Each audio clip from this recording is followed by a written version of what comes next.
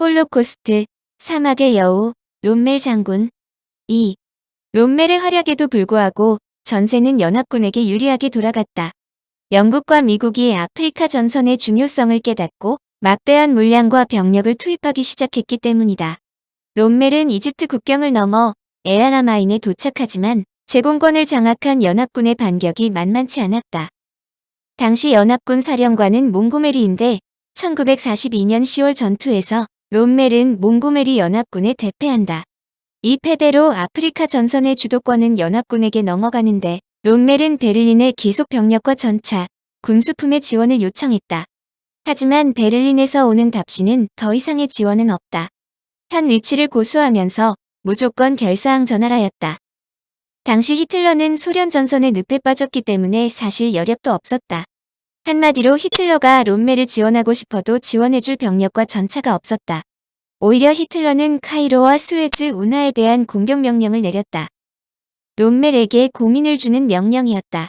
히틀러의 명령대로 공격하면 병사들만 희생당하는 것이 뻔했고 반면 히틀러의 명령을 거부하면 항령죄가 되는 것이다.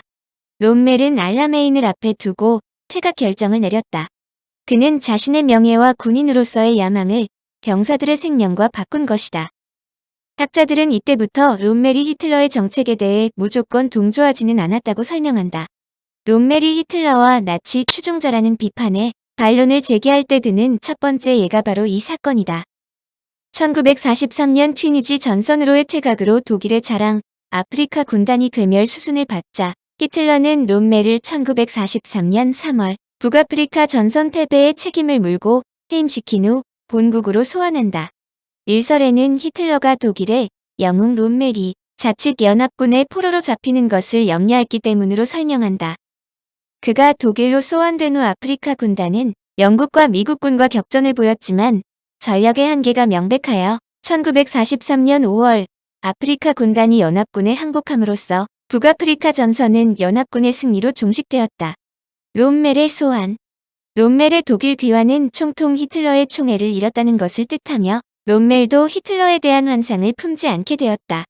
그러나 미국과 영국 연합군이 이탈리아 시칠리아 섬 상륙에 성공한 후 이탈리아 본토로 진격해 들어오자 히틀러는 롬멜을 복직시키고 이탈리아 전선으로 투입했다.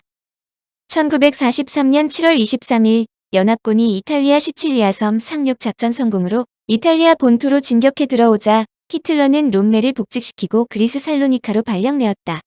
그런데 7월 25일 이탈리아에서 무솔리니가 실갑되면서 바돌리오 내각이 수립되고 이탈리아가 연합군으로 돌아서자 롬멜은 이탈리아 전선으로 이동한다.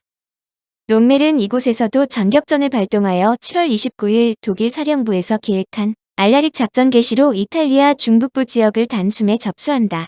이후 롬멜은 이탈리아 북부 지역 사령관으로서 이탈리아 북부 지역 방어선을 구축하는 데 힘썼다.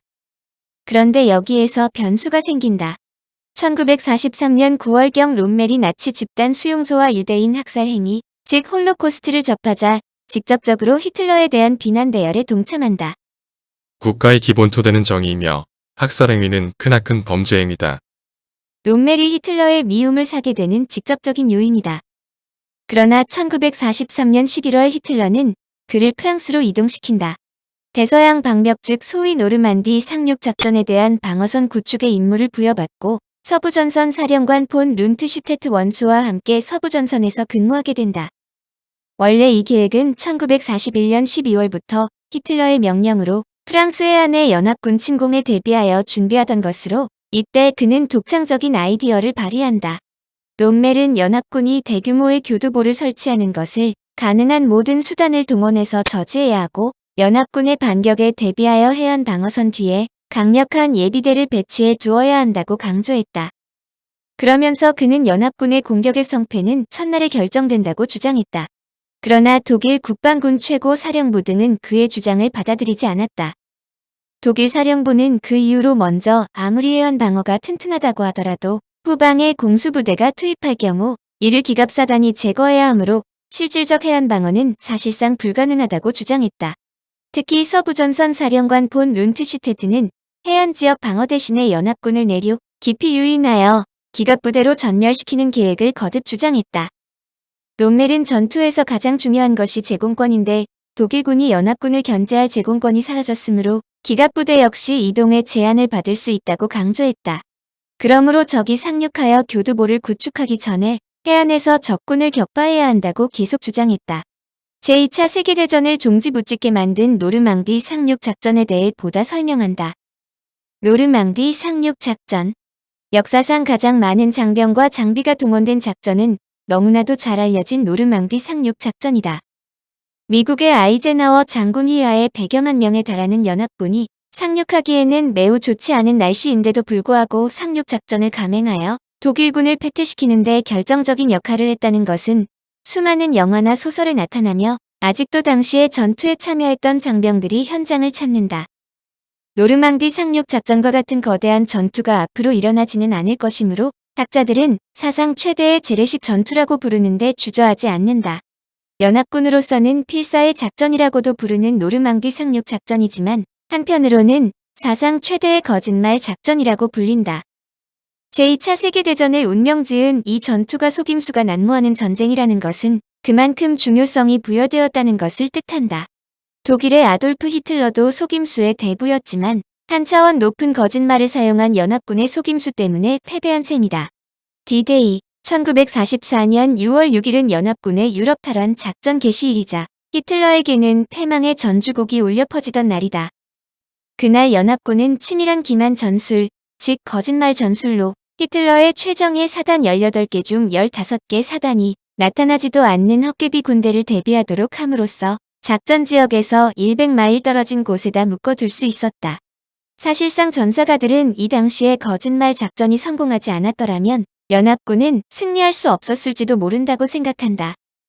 연합군이 상륙 지점으로 선택한 곳은 셋만을 형성하고 있는 카브르와 발로뉴 사이의 노르망디 지역이었다. 연합군은 전함 5,000척, 전투기 9,000대, 23,000명의 낙하산병, 17만 6,000명의 돌격부대, 2만 대의 트럭을 동원하는 사상 최대의 작전을 구상했으나 문제는 독일의 반격이었다. 노르망디 상륙 작전이 벌어질 즈음 독일군은 동부전선에서 많은 병력을 잃자 서부전선을 주력 방어선으로 정했다. 서부 총사령관이며 육군 원수인 폰 룬트슈테트는 휘하에 2개 군 60개 사단을 거느리고 있었다. 독일군은 네덜란드에서 안트워펜 노르망디, 비스케이 해안을 거쳐 지중해까지 포진해 있었다. 더구나 사막의 여우 롬멜 장군이 연합국의 공격에 대비하고 있다는 것도 걸림돌이었다. 독일군이 각지에서 패퇴하자 연합군이 곧바로 상륙해 올 것이라는 것을 독일군 지휘관들은 모두 알고 있었지만 독일군의 대응 방법은 두 가지로 나뉘어져 있었다. 폰 룬트슈테트 원수는 병력을 약간 내륙 쪽에 유지하고 있다가 적이 상륙 거점에 정렬하기 전에 반격하는 것이 좋다고 생각했고, 반면에 롬멜 사령관은 적이 어느 해안에 상륙할 것인지는 알지 못하지만 적이 어느 해안에도 상륙하지 못하도록 병력을 전진 배치시키기를 원했다. 결국 히틀러는 두 사령관의 제안을 참작하여 다야반을 채택한다. 대부분의 보병은 전진 배치하고 대부분의 기갑부대는 내륙에 후진 배치하는 것이다. 연합군은 노르망디 상륙 작전이 시작되었을 때 독일의 기갑부대가 전장에 곧바로 투입되지 못하도록 막는 것이 승패에 결정적인 영향을 미친다는 것을 잘 알고 있었다.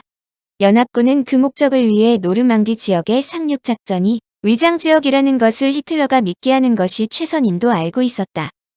그러므로 연합군 수뇌부는 독일군 병력이 노르망디로 집중되는 것을 막기 위해 한 가지 술수를 썼다. 바로 영국에 진주하고 있던 대규모 연합군이 진격해 들어갈 곳은 노르망디가 아니라 파드칼레라고 믿게 만드는 것이다. 노르망디 상륙작전이 전사상 중요하게 평가되는 것은 상륙작전이 놀랍게도 바로 연합군의 의도대로 진행되었다는 점이다. 상륙작전이 시작되기 전에 프랑스에 주둔하고 있던 독일군 59개 사단 중에서 7개 사단만이 노르망디에 있었고 18개 사단이 파드칼레에 주둔할 정도로 연합군의 거짓말 작전에 놀아났다. 더구나 노르망디 상륙작전이 막상 전개되었음에도 히틀러는 연합군의 진짜 공격은 파드칼레에서 시작될 것으로 믿었다. 정치자에게 원하는 것은 1. 구독 2. 좋아요